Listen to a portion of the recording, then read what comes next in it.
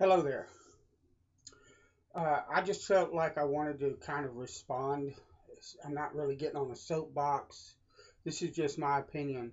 Uh, Recently, the most recent thing that I can remember is somebody slamming a particular soap maker's soap and just being downright nasty on one of the, I believe it was a Facebook group. Uh, you know, just really being a jerk. Uh, Unfortunately, in the shaving community, just like everywhere else, we've got some jerks, we've got some troublemakers, some trolls, some drama people, drama queens, that kind of deal. Always trying to stir the pot up and stuff like that. This happens in every group. That's the way that it is. When you get a whole bunch of people together, you're going to have these kind of people. And everybody, I see people posting all the time about these. Don't, these people, we don't want that in our group, and that's not what the shaving community stands for. Guys, in my opinion, there's a really, really easy way to deal with these guys. Ignore them. And what I mean by that is, I don't mean that when they stir up a bunch of trouble or they act like a jerk that we ignore what they've done. I mean absolutely and completely ignore them.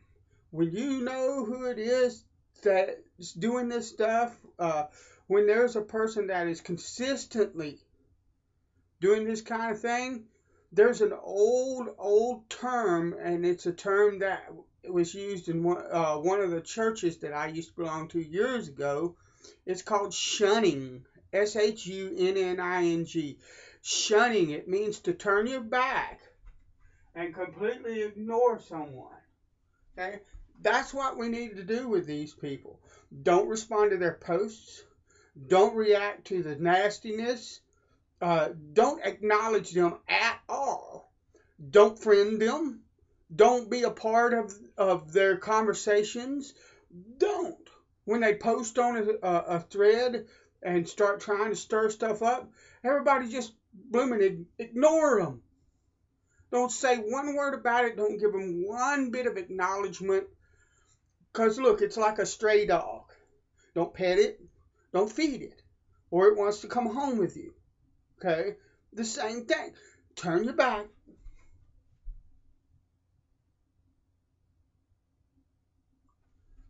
Let that be the response to them. Period.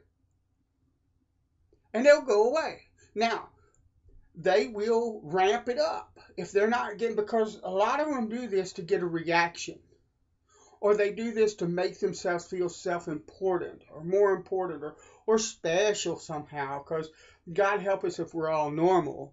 We've all got to be special, okay? But anyway, that's another topic, and I'm not going to I'm not going to be like CDB and start talking about all the kinds of stuff that kind of are peeves of mine and stuff like that, because it could get ugly with me. So I don't need to do that. But look, shun them, ignore them. They will, sooner or later, they'll leave the community because they don't want, nobody cares about them, nobody's paying attention to them. They get no reaction, nobody's having communications with them. There's no kind of fellowship. Just stop dealing with them. When they act like that, just walk away from them completely. And I don't mean just in the post, but from Facebook, from the shaving community. Just turn away from these guys. They will go away or they'll straighten up. One of the two. That's an easy way to do it. Instead of posting, one of the things you need to understand that I think we need to learn to do, I don't have to respond to every jerk that says something bad to me on Facebook. Who the heck are they? I don't know them. They're 1,000 miles away or 500 miles away or wherever it is that they are. But they're not in my life. I don't have to deal with them every day. If I don't like what they're saying, I can simply walk away. Ignore it. And the problem is we think we got to respond. You don't.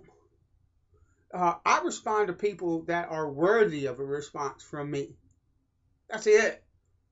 If I don't respond, what are they going to do? Keep bothering me on Facebook? Well, I'll just keep not responding. It's simple.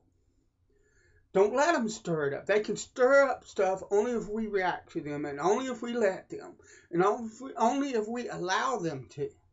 Otherwise,